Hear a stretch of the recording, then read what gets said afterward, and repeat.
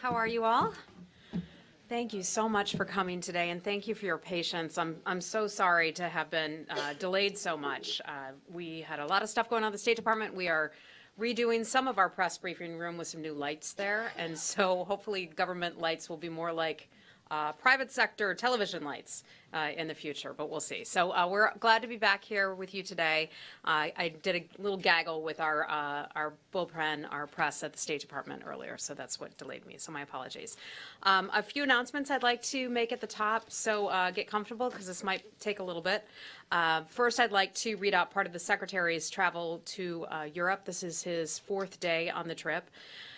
He's in Davos today accompanying President Trump as part of the U.S. delegation. As you all know, when the Secretary travels with the President, he pretty much follows the President's schedule. I know the White House put out a schedule of the President's events, so I'm going to have to refer you to the White House for most of the details about the specific schedule today.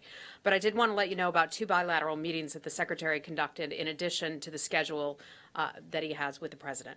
Shortly after arriving in Davos, Secretary Tillerson was able to sit down with Nechavand Barzani, the Prime Minister of the Kurdistan Regional Government of Iraq. And then in the evening, the Secretary met separately with Iraqi Prime Minister Haider al-Abadi. I don't have the details of that readout, but if we get them, I'll be sure to pass them on along to you. The Secretary will remain in Davos tonight before he heads to Warsaw tomorrow afternoon. In Poland, he'll meet with senior Polish officials to discuss a range of issues on the strong U.S.-Poland bilateral relationship, including global challenges, regional security, and economic prosperity. On Saturday, the Secretary will lay a wreath at the Warsaw Ghetto Heroes Monument in honor of International Holocaust Remembrance Day. Later Saturday, we expect he will return to Washington after what we see as a very productive trip.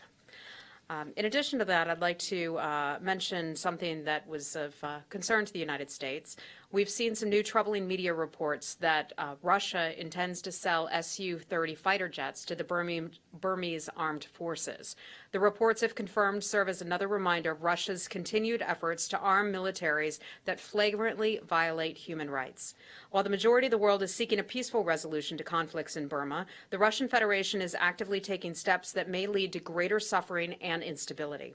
It is longstanding U.S. policy not to provide Burma's military with training, weapons, or other military technology. This is a consensus that is shared by the majority of the international community, and that's been in place for decades. During the most recent crisis in Burma's northern Rakhine state, ethnic cleansing and other abuses involving security forces prompted the flight of 680,000 ethnic Rohingya to Bangladesh. That's just since the month of August of 2017. The United States has provided nearly $95 million in humanitarian assistance since the start of the Rakhine state crisis, and many other governments have contributed to that effort as well. Russia could demonstrate its support for peace by providing humanitarian assistance rather than aggravating the situation with weapons sales. While the Russian Federation has said it favors constructive dialogue to resolve the crisis in Burma, the reports of plans to sell advanced military technology, if true, show otherwise. We urge the governments of both Russia and Burma to reconsider a further buildup in arms and fully commit their efforts to finding a peaceful and stable solution to that crisis. Since you're all journalists, I wanted to touch on this issue in particular. We are committed to protecting and promoting the exercise of freedom of expression by advancing and advocating for a free press around the world. We continue to engage governments to address specific cases of abuses against journalists and on laws and practices that unduly restrict freedom of expression. At the United Nations Human Rights Council, the UN General Assembly, the United States sponsors and supports resolutions calling for the promotion and protection of freedom of expression and the safety of journalists, both online and offline. We continue to engage with and support the mandate for the UN Special Rapporteur and freedom of opinion and expression. We are a leading voice in the Organization for Security and Cooperation in Europe, the OSCE, in defense of freedom of expression, both online and offline, and support the OSCE's representative on freedom of the media. In Burma, for example, we have repeatedly raised our concerns at the highest levels of that government with plans to charge 2 Reuters reporters under the Official Secrets Act. We urgently call for their immediate and unconditional release. In China, we've repeatedly called on authorities to unblock U.S. media websites, eliminate restrictions that impede the ability of journalists to practice their profession, and allow all individuals in China to express their views without fear of retribution.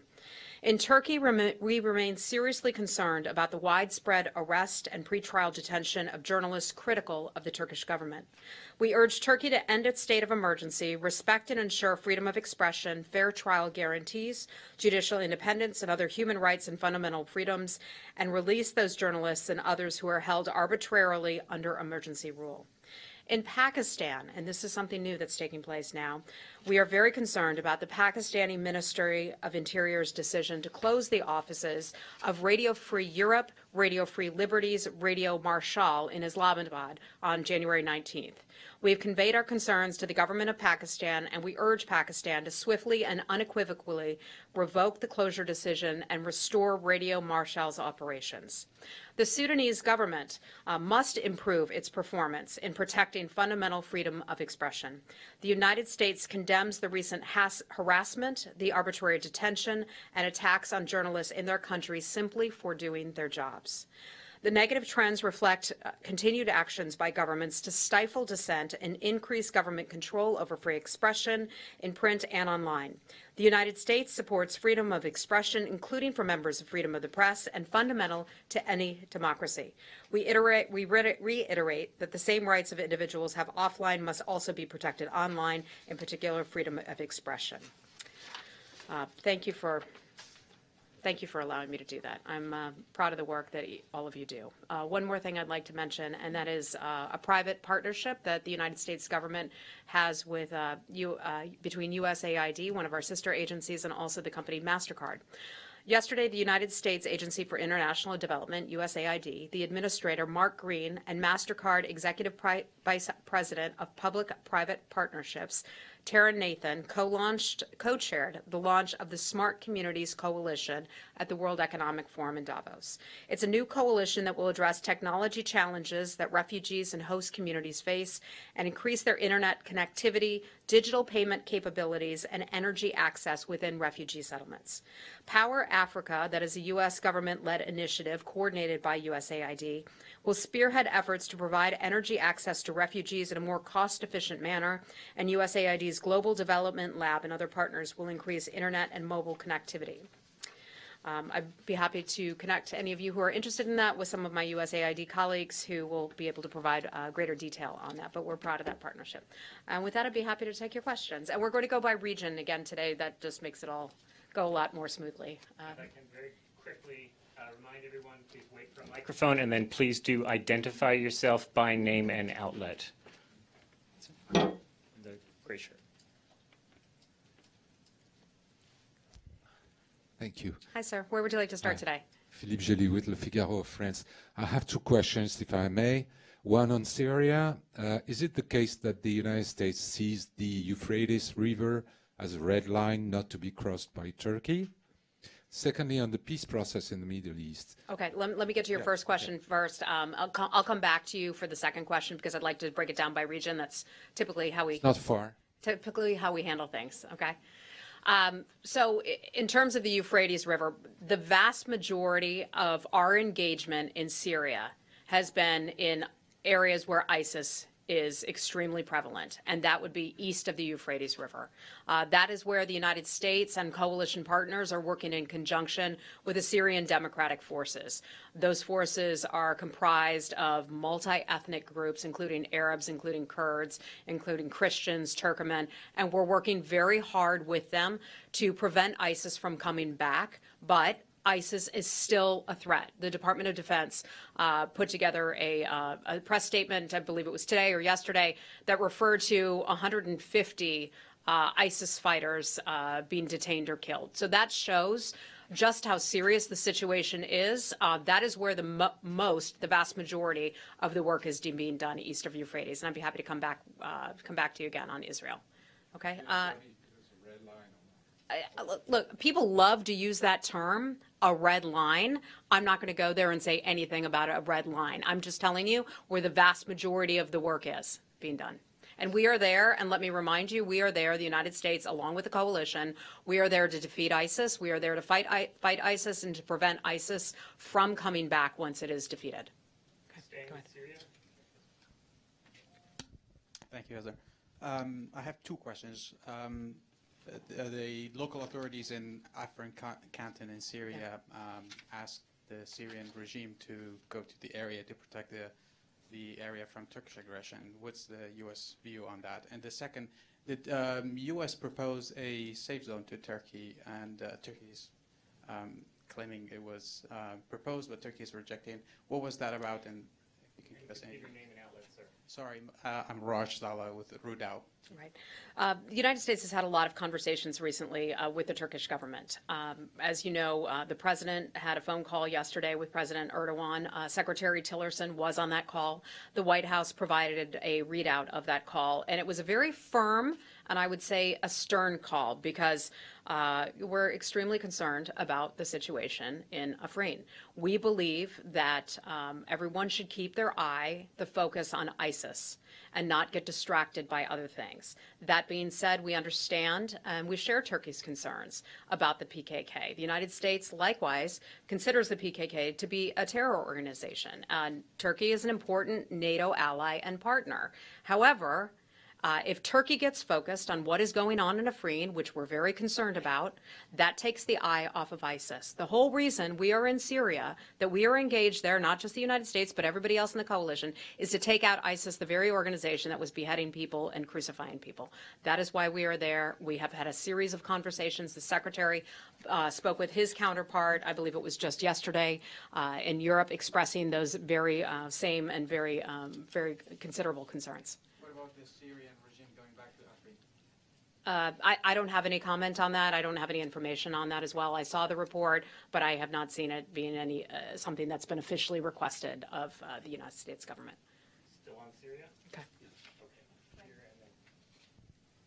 Thank you. Rahim Rashidi from Kurdistan TV. Yeah, hi. Thank you. Do you think that you have done enough to stop Erdogan's attacks on the Kurds? Well, that's why we're having such serious conversations with President Erdogan and others in the Turkish government. We are urging Turkey to de-escalate. And that's a serious thing. When we call on a country, especially a NATO ally, to de-escalate, we hope that they're taking those concerns very seriously. President Trump's readout of his call with President Erdogan, I would characterize that as fairly stern. I'd be happy to read part of that for you. But in the call, he relayed concerns about escalating violence in Afrin. It risks undercutting our shared goals in Syria. The president urged Turkey to de-escalate, to limit its military actions in that area, avoid civilian casualties. We note that a few people were just killed as a result. A few civilians were. That is a tremendous concern of ours. We've also asked for them to do more to try to avoid civilian casualties. Increases in displaced people and refugees. We said that people now have to flee an area that was previously considered pretty stable. I mean, what a shame that is. Think about all that this country has been through, and now we're looking at another disruption in northwestern Syria because Turkey is taking its eye off the ball, ISIS, and going after the PKK at this time. Again, I mentioned we share our concerns, but we want stability in Syria, and we would eventually like to be able to have a political resolution and have people be able to come back home. So we're not just there yet. In addition, I'd like to mention the president also urged Turkey to exercise caution and avoid any actions that might risk conflict between Turkish and American forces. That is obviously an enormous concern for ours. The president reiterated that both nations must focus all parties and on the shared goal of achieving the lasting defeat of ISIS. Thank you. Go to New York if you're on Syria.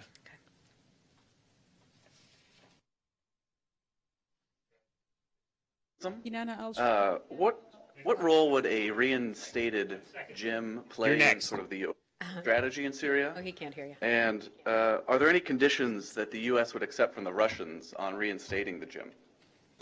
Okay, so I'll take his question. We'll skip around because I think he can't perhaps hear Benjamin.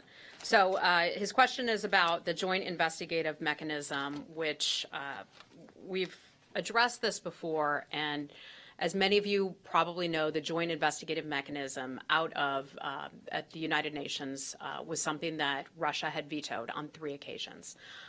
they stood in the way of the Joint Investigative Mechanism. That is the entity that puts accountability on a country or an entity who's engaged in some sort of chemical weapons attacks or attacks on people. Not only do you have to know what has caused the deaths of people, and there's another entity that handles that, but you also need to be able to assign responsibility for that. Russia stood in the way. Secretary Tillerson put out a very clear, very firm statement on that just recently. Ambassador Haley has spoken to this as well. She said that Russia should take action to uphold existing international norms against the use of chemical weapons rather than continuing to impede action. Now, to your question, you asked about a new Russian proposal. We believe that we believe that the new proposed Russian mechanism does not have the same standards for investigation and attribution that were included in earlier UN Security Council versions that would have extended the JIM mandate back in November.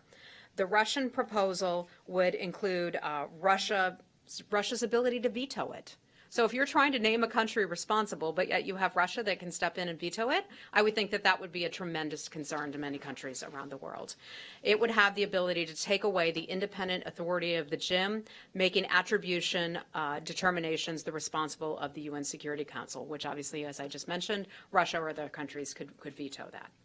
So if Russia truly cares about holding parties accountable for using chemical weapons, it should not have vetoed the 3 occasions UN Security Council resolutions to extend the JIM mandate or the UN Security Council resolution to establish a sanctions regime to designate those responsible for chemical weapons use in Syria.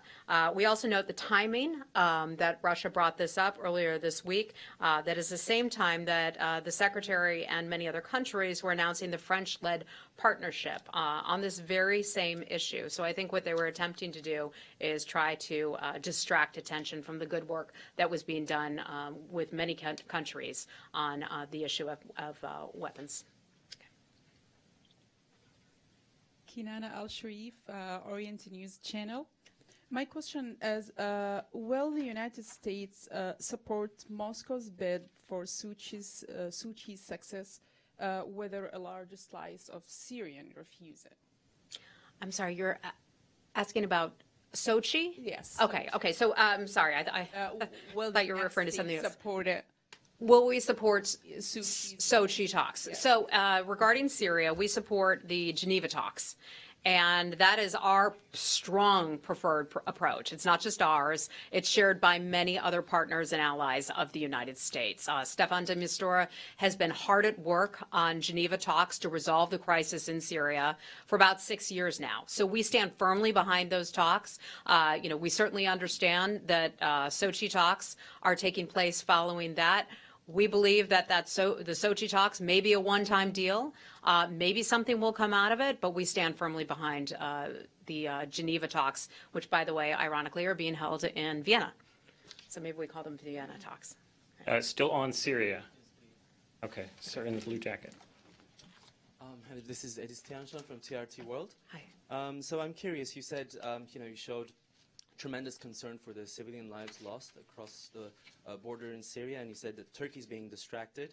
But in the past couple of days, there are several reports about, people in southeastern villages and towns in Turkey being distracted by rockets and mortars that are fired by the YPG and potentially by some of the weapons that have been provided by the United States. I'm just wondering how much of tremendous concern do you show towards the attacks coming from YPG to a NATO ally? I think I was clear about that we regard the PKK as a terror group, and we share Turkey's concerns, and as a NATO partner, as a NATO ally. So we understand their concerns, but let's keep the eye on the ball of defeating ISIS and not get distracted by other things. So in terms of weapons, the United States has provided weapons to the Syrian Democratic Forces for use in Raqqa, in Raqqa, Syria, to retake Raqqa from ISIS, and they've been successful in doing so.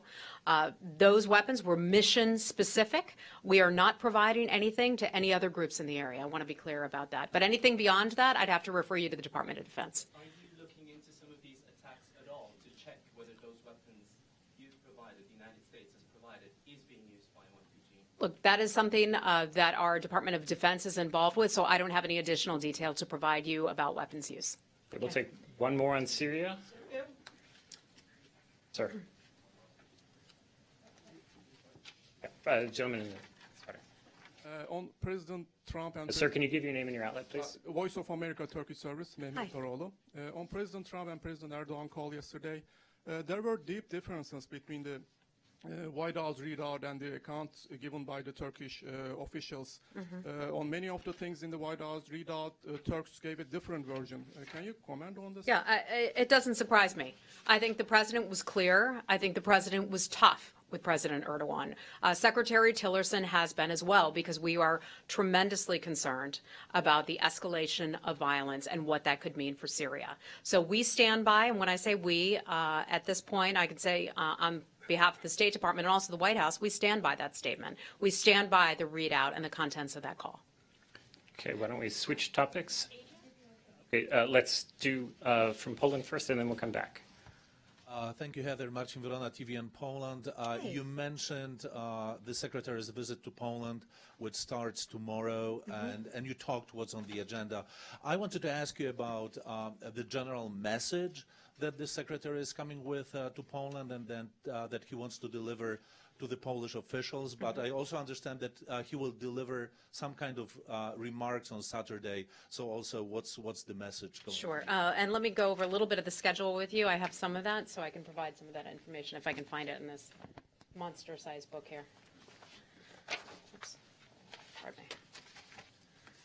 Okay.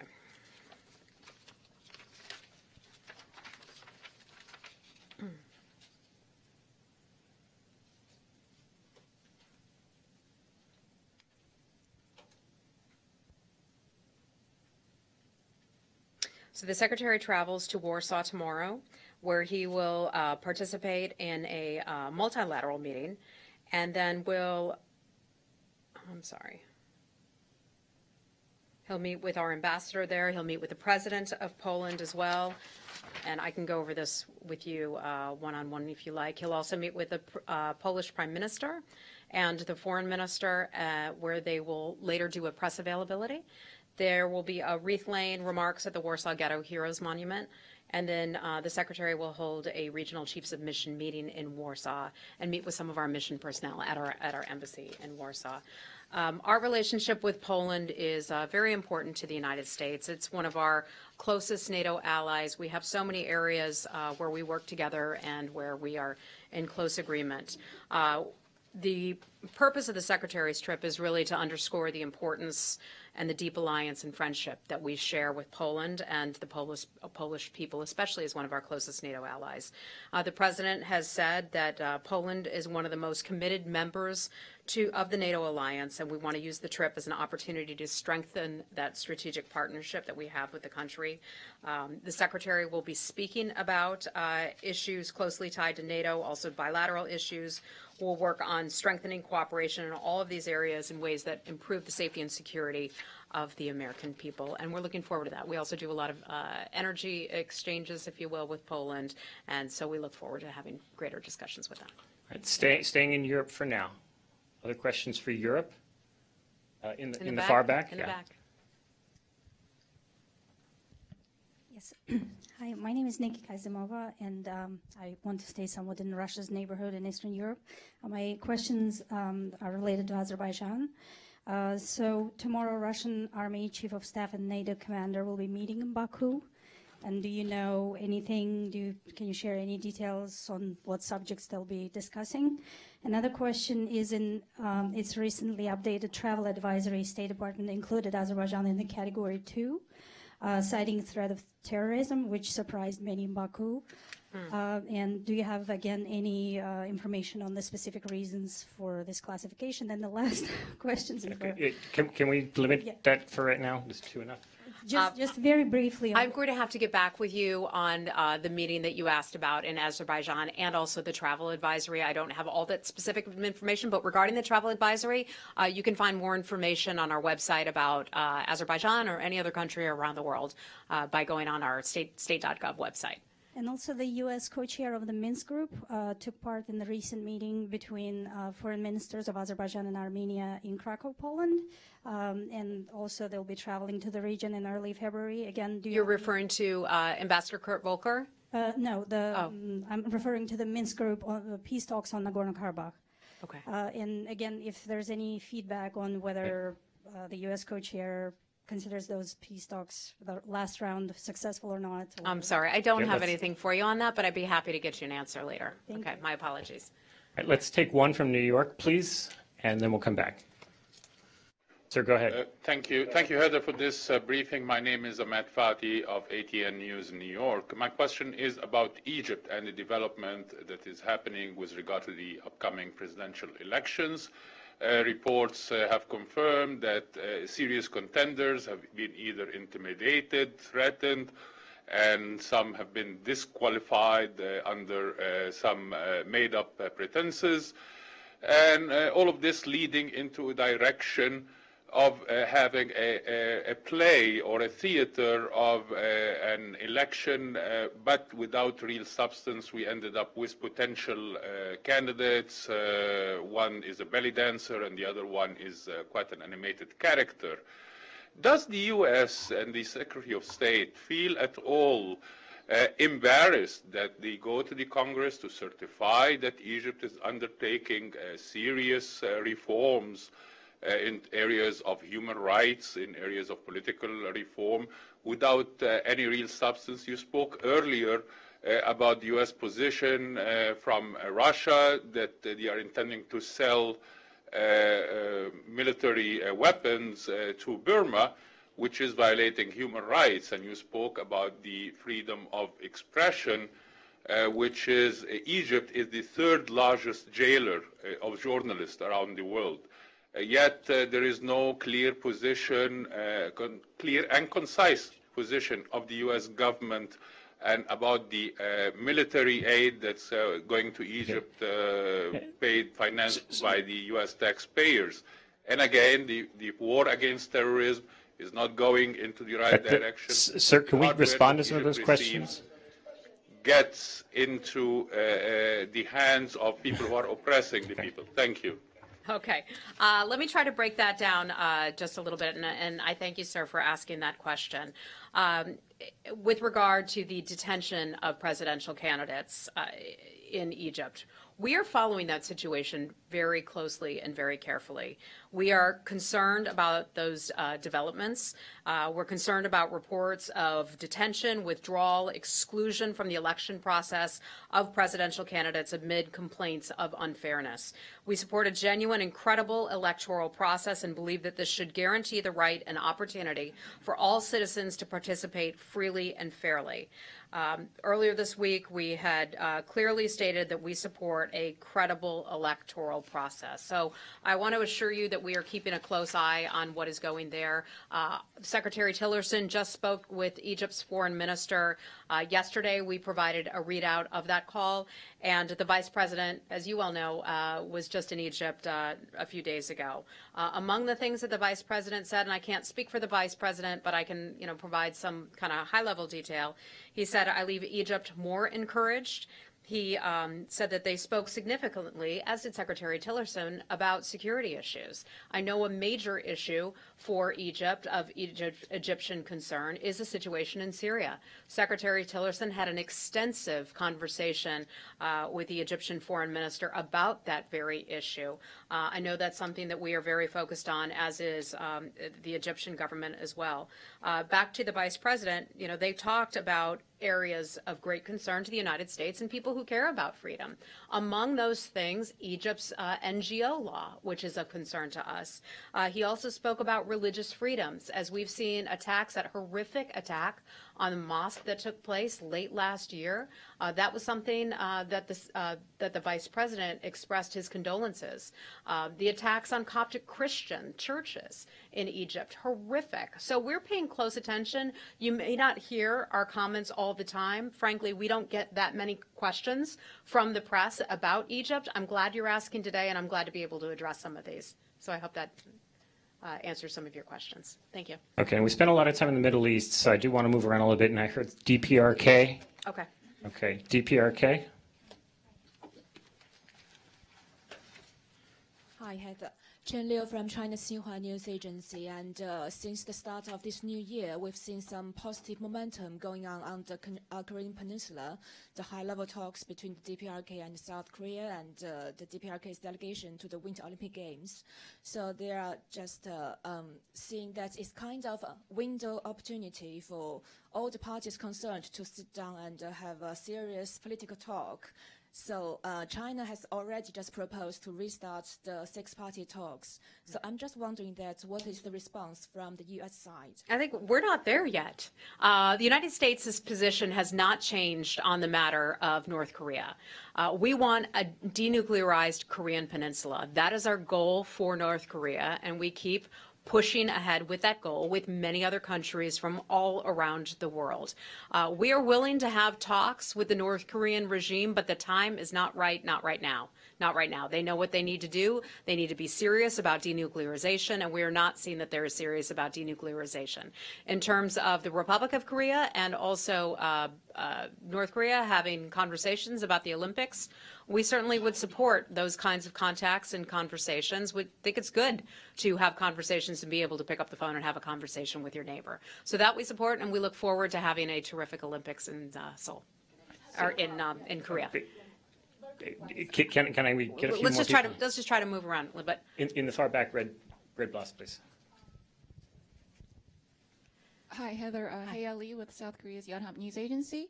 There are concerns that the Trump administration's attacks on the Korea-U.S. free trade agreement could actually play into North Korea's hands and help them drive a wedge in the bilateral alliance. Could you address those concerns? Yeah, so I could refer you to our trade office for more information about the Korea alliance.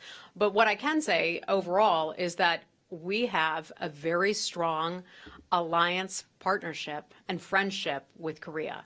That will not change. I can't imagine that anything with regard to change is going to deteriorate or lessen our bond with the Republic of Korea.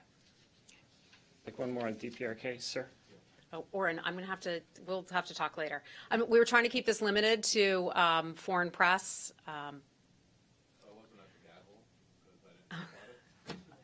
We don't get a chance to talk to the foreign press, but I'd be happy to talk with you one-on-one later, okay? Okay. Okay, still on DPRK. Let's go in the back, please.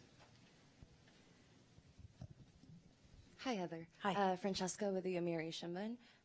Is the U.S. looking to verify for itself the photos taken by Japan of a ship making a delivery to a North Korean tanker? And if so, what actions are you going to take? It's allegedly a Dominican ship. Yeah, so we're aware and certainly following those reports very closely. Some information, just as a general matter, can come in from satellite photos, some from other countries and all of that. So it's something that the U.S. government takes a very close look at, those types of photos of ships that could be false flagged ships, for example. In terms of any kind of intelligence matters, I just can't get into those on that. Let's do Latin America, and then we'll... Are we done with Asia? Are we done with DPRK? Yeah, okay. One DPRK here. Thank you, Ben, and thank you, Heather. Ben Ruan with Hong Kong Phoenix TV. Yesterday, Secretary Tillerson had a phone conversation with Mr. Lavrov, and they discussed Vancouver, North Korea conference. I wonder if Secretary Tillerson also discussed with his Chinese counterpart on this meeting, as the United States said they're going to do it before. And also on this topic, let me answer your first part of your question first. DPRK is always an issue that we are speaking about with the Chinese government. That is our top foreign policy priority. The things that we always say, safety and security of Americans, our top concern. Our top foreign policy priority is denuclearization of the Korean Peninsula, because we see that as such a incredible international threat, and frankly, so does the world. So I can tell you our Acting Assistant Secretary, Susan Thornton, was recently in Mongolia, Indonesia, and also China, and that was one of the issues that she discussed there. Beyond that, I don't have any new updates for you. And Okay. the reason I want to get around to as many people as possible, so. Okay, so let's take the Latin American question you mentioned, and then we're going to come back to Middle East. Are we done with Asia, though? No. Okay, let's do a couple more on Asia, and then we'll go. Okay. Yeah, hi. I'm sorry, your outlet is?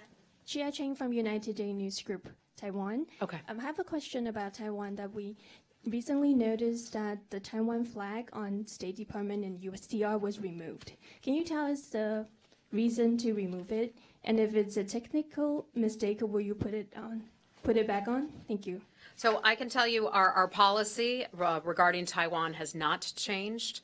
The United States remains committed to our One China policy based on 3 joint communiques and the Taiwan Relations Act. We consider Taiwan to be a vital partner, a democratic success story, and a force for good in the world. Taiwan shares our values and has earned our respect and continues to merit our strong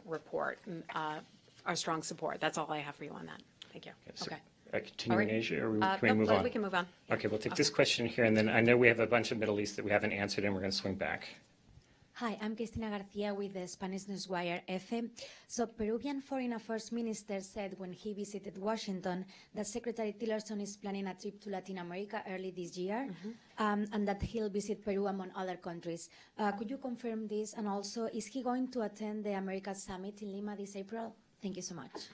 I can confirm for you that the Secretary is planning a trip to the region. I know he looks forward to it. It's coming up in a few weeks. Do we have all the specifics for a readout on that? Okay. Okay. We'll have something for you in just a couple days. This will be Secretary Tillerson's first trip as Secretary of State to the region. I know it's long overdue, and I know he's really looking forward to that. Okay. Anything else Latin America? Anything else Latin America? Okay. We'll finish that, and then we'll go back to Middle East. Okay. Okay. Laura. What, right. What did you want to ask about? Thank you. On the Middle East peace process, I listened to Ambassador Nikki Haley this morning. I really wonder what exactly does the U.S. diplomacy intend to achieve by systematically blaming one side, aligning entirely with the other? On what ground would you argue that the U.S. remains a honest broker? Okay. Well, I wouldn't accept the premise of your question. I can tell you that one of the top priorities for the president is Middle East peace. And that is the reason why he put people that he trusts and is very close to and who are passionate about the issue in charge of handling Middle East peace. It is something that we are committed to. The United States recognizes that achieving Middle East peace will, in fact, be difficult. We have gone decades and decades without seeing Middle East peace work thus far. Hopefully, now things will change. We would like to bring both sides to the table to have conversations about that, and we're optimistic about it going forward in the future. Sure, talk can sometimes be tough, but look, I think the administration views it this way, that things haven't worked for so many years, we're going to try a slightly different approach. Okay, still in Middle East. We'll take one back there. Thank you, Heather. Munir Almoud, I-24 News. The PLO ambassador to Washington spoke actually this morning for the first time after the U.S. decision was made on Jerusalem. And he said he doesn't want to remove the U.S. as negotiator, but he wants an international framework, which first stop would be the UN Security Council. I'm just wondering if the State Department has any reaction to this. Yeah, I'm not aware of his comments, so I would hesitate to comment on that without having seen them myself and having our experts take the opportunity to review them. So, Laura. Wait, for the mic, please. Laura Milroy, Kurdistan 24. I wonder if you're confident that Turkey has gotten your message. The Turkish Deputy Prime Minister said today that those, talking about the United States, those who support the terrorist organization will become a target in this battle, and the U.S. needs to review its soldiers and elements giving support to terrorists. What is your response to that, and do you still have a continuing concern about a possible conflict around Manbij between U.S. and Turkish troops? Well, I think that's exactly why the President and the Secretary urges Turkey to de-escalate and make sure that they're not coming into contact with U.S. and other coalition forces. I think the Secretary and the President have been very clear with President Erdogan and with the Secretary's counterpart about that matter. And do you have any specific response to that statement, threatening U.S. troops? Look, a lot of countries will say outrageous things. Leaders will say outrageous things. I'm not going to comment on every comment by a world leader. Okay. Still in Middle East. Okay. Middle East? Okay, we're done with Middle East. Okay. Okay, go right ahead. Hi, Heather. Thank you for coming back. Nadia Chow, Washington correspondent for Liberty Times.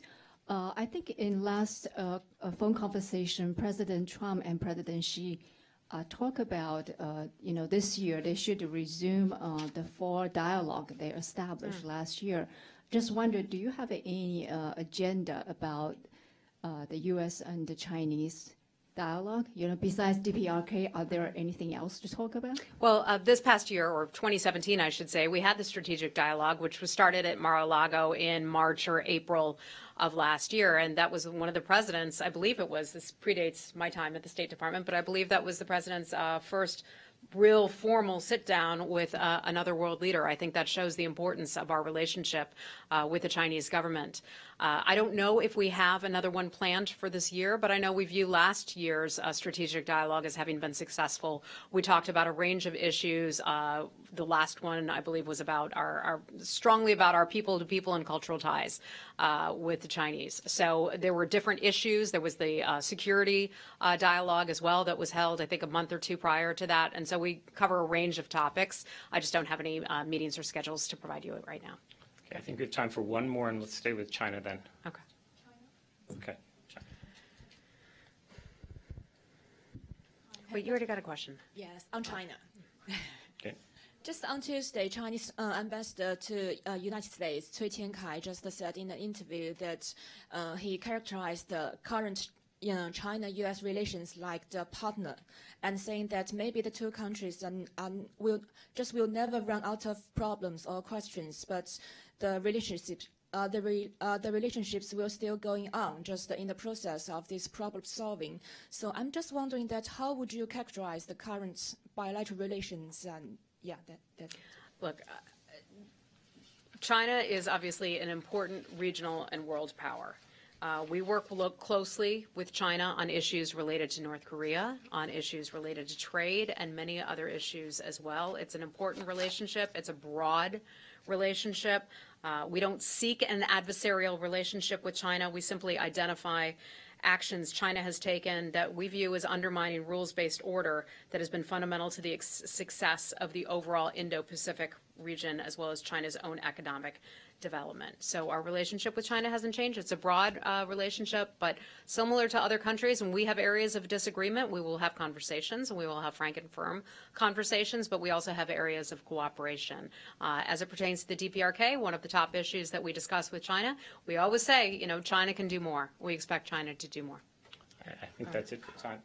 Oh, yes, some information for you on a strategic dialogue that we are holding here in Washington next week, which was just announced right before I came over here. The U.S. is hosting a U.S.-Qatar strategic dialogue next week. I'm happy to announce that we will hold that at the State Department on Tuesday, January the 30th. Secretary Tillerson and Secretary Mattis will co-chair the opening session of the dialogue jointly with their Qatari counterparts. We're pleased to be hosting the senior Qatari officials at an event that reaffirms our close ties and our commitment to cultivating a strategic relationship with the state of Qatar. They are a strategic partner, and we will use the dialogue to deepen our collaboration with Qatar. We look forward to discussing many important areas of cooperation between our countries, including trade and investment, defense, security and law enforcement, counterterrorism, and also aviation. We'll also focus on the critical regional issues on defeating ISIS, the Gulf dispute, which is still ongoing, Syria, Iran, Iraq, and Afghanistan. And that is probably time. Okay. Yeah, We're at time. Thank you very much. I'm sorry we couldn't get around to everyone. I'll see you at the State Department another time. All right. And if any American journalists have any questions, you can come on up. But this is a foreign press center, so we are trying to cater to foreign press today.